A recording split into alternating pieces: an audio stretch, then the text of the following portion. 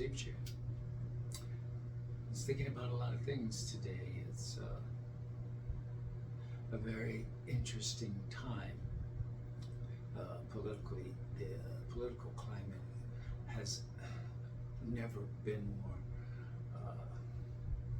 raw, has never been more vicious, I think, than it is right now.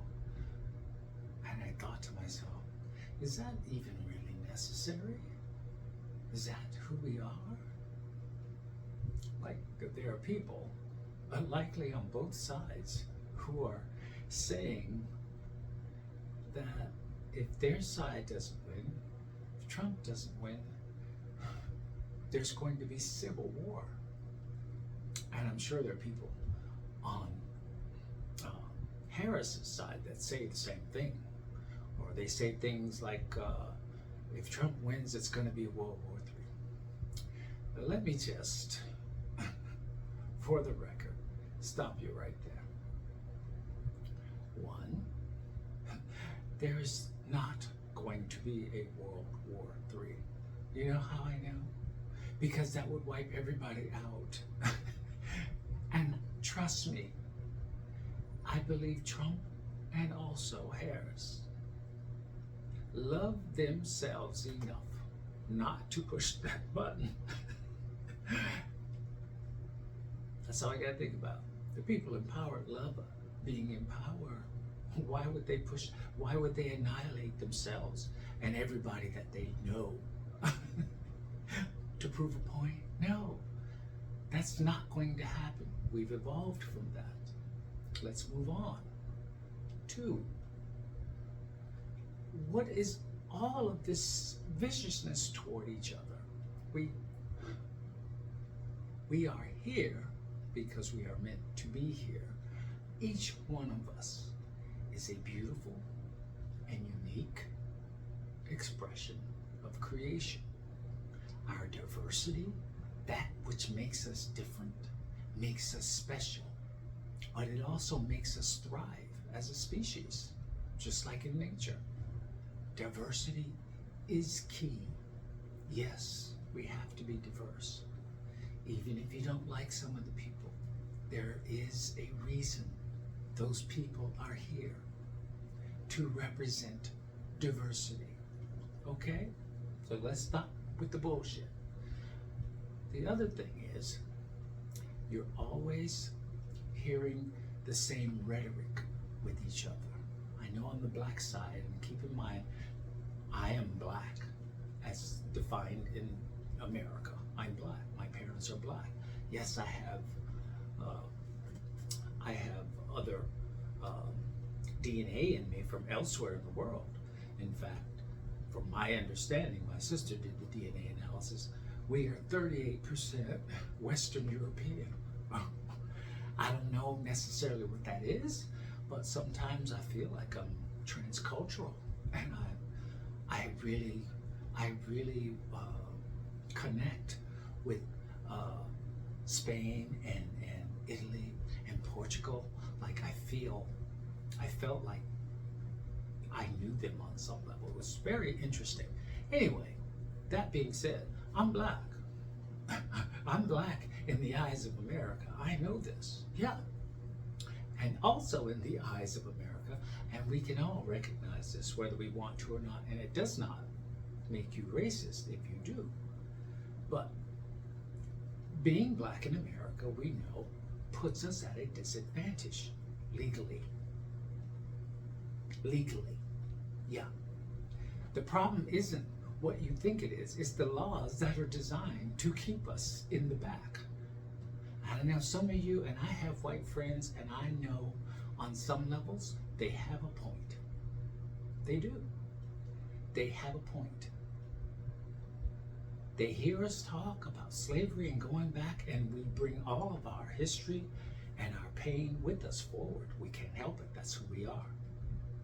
But I recognize for them, they're thinking that's in the past. You don't have to live with that now. And on some levels, it's true. However, the part that I think sometimes that they miss is that the system legally is designed to work against us. And you don't have to say you believe it or not. The truth is, it is designed. If you have people who are, say, let's say, getting busted for marijuana in whatever decade, let's say the 90s, I guarantee you the majority of those convicted were black. Even though I'm sure white people smoked just as much marijuana at that time too. Just guessing. But hey, that is what I mean. All of the laws are set to work against us. So this is what I'm going to suggest, because everything's about compromise. You don't have to, you can be a Trump supporter, and I could be a Harris supporter, and we don't have to fight. I respect that you have an opinion that's different than mine. That's to be expected. You're a different human being than me. I don't care if you think my idea is crazy, or vice versa. You get to have an opinion and hold that opinion true to you, if that's what you choose. That's all. I have friends and family who are Trump supporters. Yeah, I do, and I still love them. And they know, without a doubt, I am a tree-hugging liberal. I would never vote this conservative ticket. I wouldn't do that. And some of you will say, oh, he's crazy, he's good. Yeah, maybe I am, but I'm okay with that. But I could say the same of you, right? Because all of those things, none of them are really quantifiable, right? You can't quantify who's the best president, who's the best businessman, who's the best lawyer. It's not something that's quantifiable. And why do you give a damn anyway? I say this, I don't want to fight you. I don't want to debate you on what my thoughts are and how stupid they might be or whatever you think about it. I don't even want to say you get to have the same rights that I have to think whatever you wish, as long as you do no harm. And I need to point that out and make that very clear. As long as you do no harm, you can do what the fuck you ever, whatever the fuck you want to. Yeah, as long as you do no harm. Ain't nobody trying to take your rights away. Ain't nobody trying to take you out. Stop this. We don't have to fight. We're better than that. I'm American too. I was born right there in San Mateo, California. So some of y'all be waving that flag like y'all own it. Well, I guess what? That flag means something to me too. I love this country. I don't have a choice. It was the country I was born to. Don't tell me you love it more than me, because that's not quantifiable either. I get that love. And that love sometimes means you hold on to some things very, very tightly. And you have a right to do that.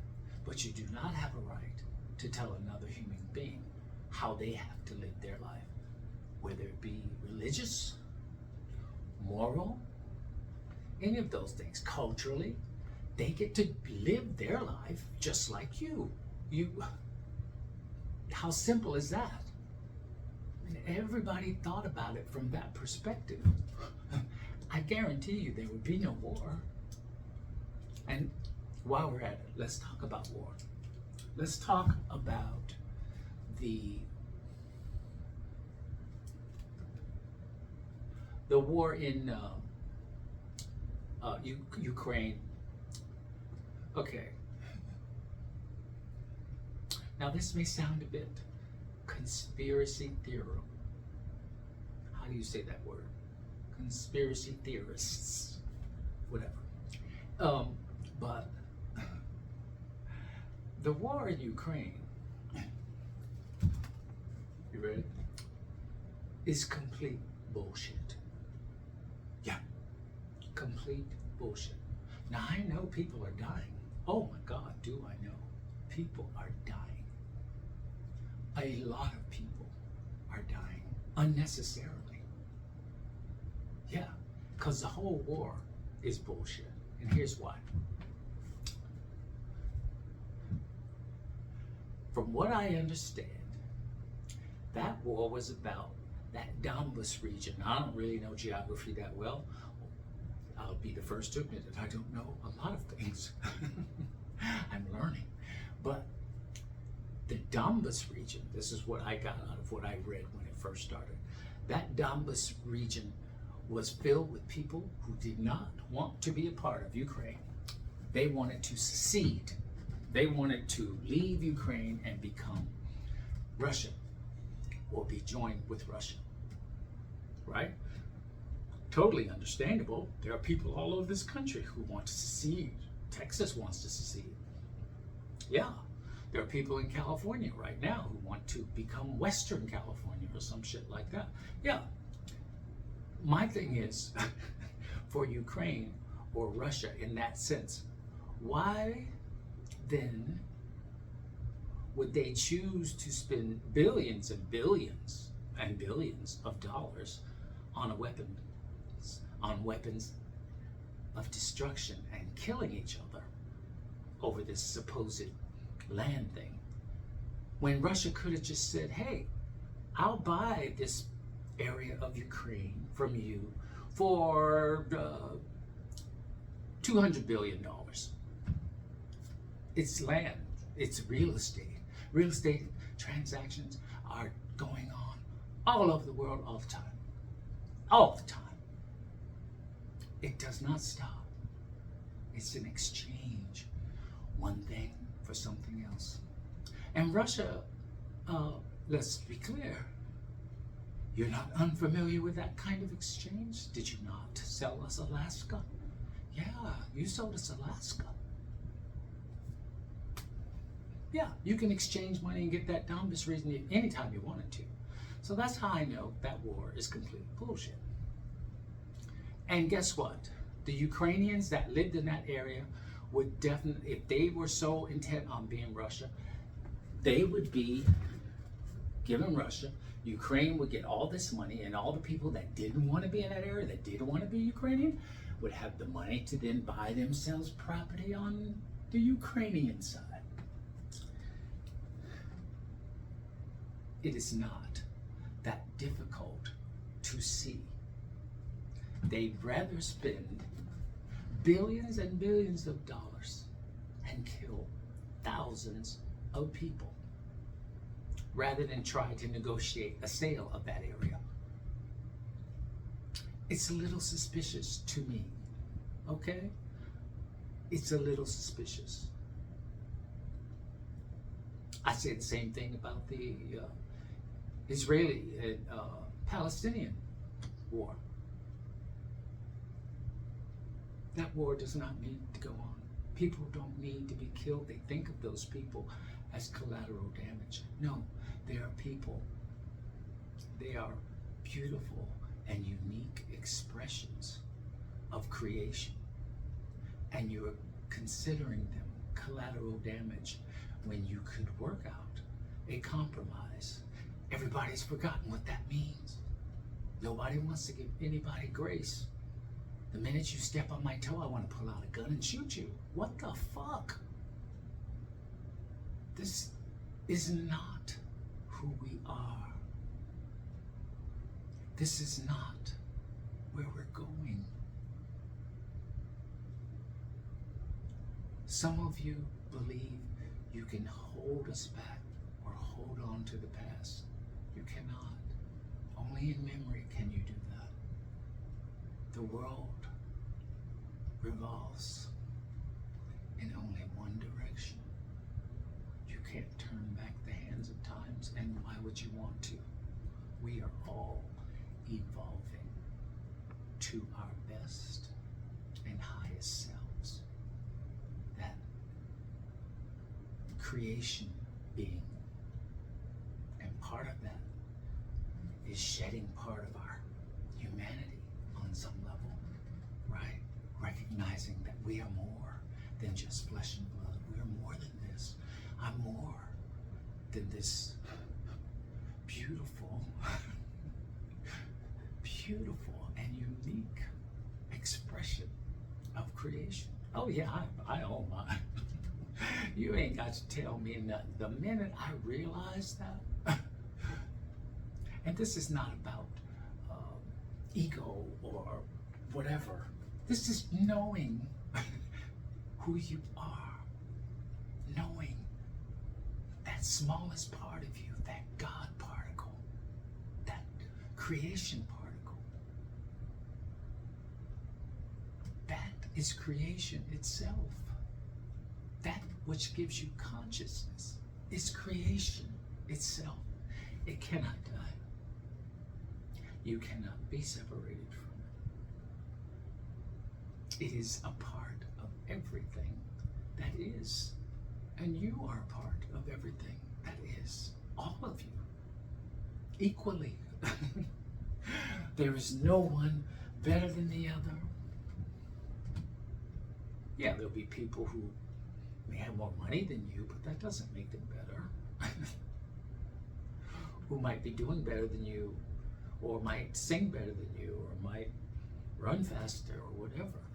That doesn't make them better. That just makes them better at that than you. But you have your own talents and gifts. But you have to look inward to find them. It's all emanating from that creation particle inside you. Yeah, you're beautiful. And if you could see yourself from that perspective, imagine how beautiful the world would begin to look. You wouldn't be worried about who's gonna win this election. And we're all gonna be damned to hell if Trump gets in. Oh, we're all gonna be damned to hell if Harris gets in. Oh, Lord. No, that's all bullshit. You get one vote, I get one vote, hopefully. And another thing, that reminds me, that voting thing with the convicted felons, I completely believe is true, because I think once you do your time, you have paid your debt to society. You should have all your rights afforded back to you. As when you get out, you become a regular citizen. Stop doing that. You're not only hurting them, but you're hurting yourselves too. Because all the ones that have to revert back to being criminals because they have no other way to make it is because you won't give them a job. You won't let them vote. You got to give people a way to make a living. You can't just think well, get out of jail, prison, and suddenly your life is, well, if it is, help them make it so. You would probably be reducing crime because maybe they learned their lesson in prison and they don't want to live that life, but you're not helping them to do better. Why would you do that to yourselves? And okay, I'm gonna go here and I know I'm gonna get a lot of shit from people about it, but I have to say it because it's the truth. It is the absolute truth. The Supreme Court of the United States is corrupt. Yeah. You know it's corrupt when 6 of them are conservative and 3 of them are liberal. Now here's my thing. I don't care what side you lean on personally.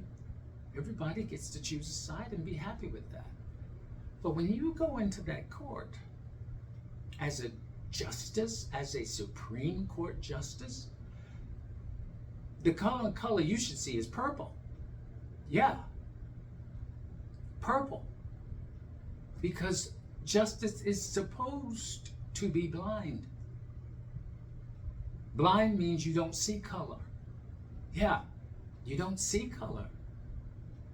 You are only judging it based on the context of the law, not the context of law from your personal beliefs, which may be anything, and you're perfectly good with believing whatever you like. But those personal beliefs do not belong in that court. I don't care if you're liberal or conservative.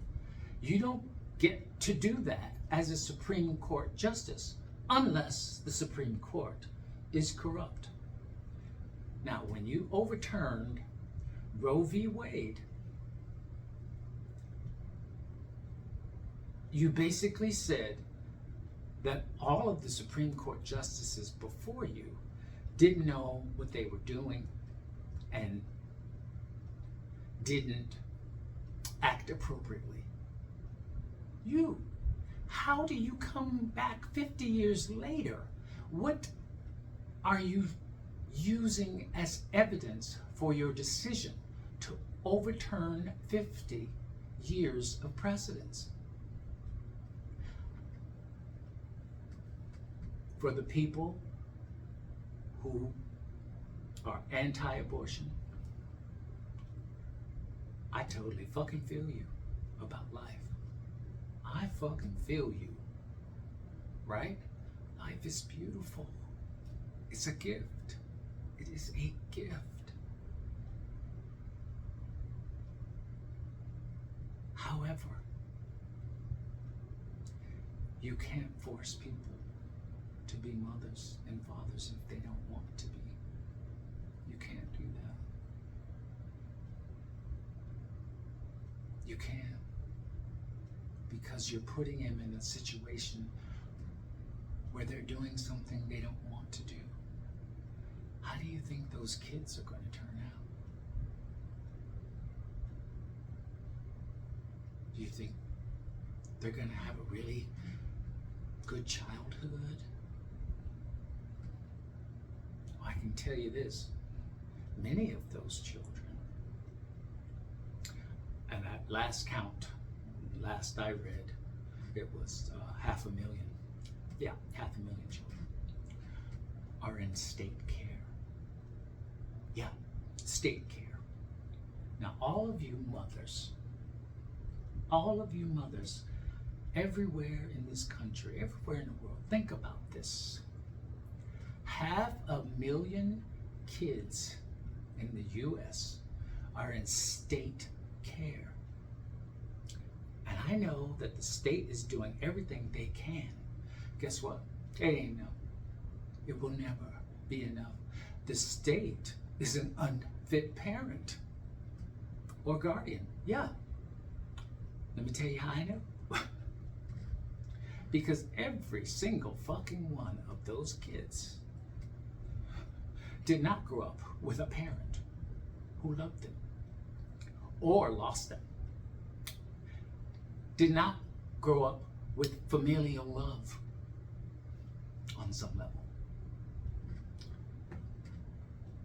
They are in state care where, let's just be real, we know what's going on there, don't we? Yeah. They're being molested, without a doubt. They're being beaten. Yes, some of them. Tortured. Yeah, of course. Mentally and physically. Yeah. They're being beaten up. They're being bullied. Every day. Every fucking day. This is happening to that child in state care that you want so badly to get here. I'll bet you every single one of them, if you were to ask them if every life is worth living, they would either hesitate or say no. Because guess what? I can imagine every fucking one of them, every 500,000 kids that haven't said they wish they were dead on several occasions. How could they not? You don't have family love. You don't have a mother or father to protect you. Your protection is the state. The state is not sufficient. The state is not sufficient.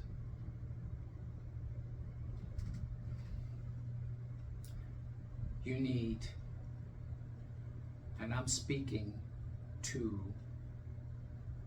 honestly, if I'm very honest, I think that was just the wrong decision for the Supreme Court. I can't speak to your motivations per se, but to me it sounds corrupt, right? That you would change 50 years of precedence to say that every life has a right to live. On some levels, I totally agree with that, but it would be in the right way. You can't call state care living. Those children, that's not, no. Every life is value. That's not value. You're not showing them value. They're not getting value out of that. Nobody wants to compromise. It has to be a compromise. You can't force people to be parents. That doesn't work. People don't want to be forced to do something they don't want to do. And what are you doing? What do you think those people become when they leave state care? Where do you think they're going? At 18, you know, they age out. Yeah, 18. They age out of state care. And then guess what happens? They're on their own. Like fucking totally. At least in state care, they were getting a meal. They've been beaten and raped and molested and God knows whatever else, but they did get a meal and a bed. Now, they're 18. We ain't got shit for you. Young. 18. How many of us at 18 would be able to handle that? I know I wouldn't. That's not right. You didn't make the right decision. That was not the right decision. And I don't think actually it should even be left up to you, to be honest. At this point, because you know the way government works. On the federal level, that's the big boys. Almost nothing happens at that level. They are so slow about everything because everything has to be tiptoed to the next point and tiptoe, and it just takes forever. Yeah, they're sort of like a puppet government on some levels. They're kind of big brother watching, yeah, and they want to make sure we don't get too far out of line. But in general, the laws, it just takes forever because they tie everything to it. It's a fucking mess. Okay, that's the bottom line. Fortunately and unfortunately, it has very adverse effects on the rest of us. Yeah.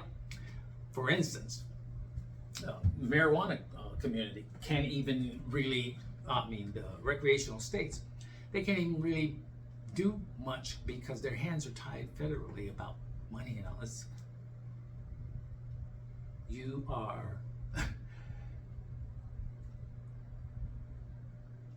are holding up business, a very profitable business, for nothing, because that's not going to happen up there. So here's what you need to do about abortion. Again, I love babies. I have a granddaughter. She is fucking beautiful. The most beautiful thing.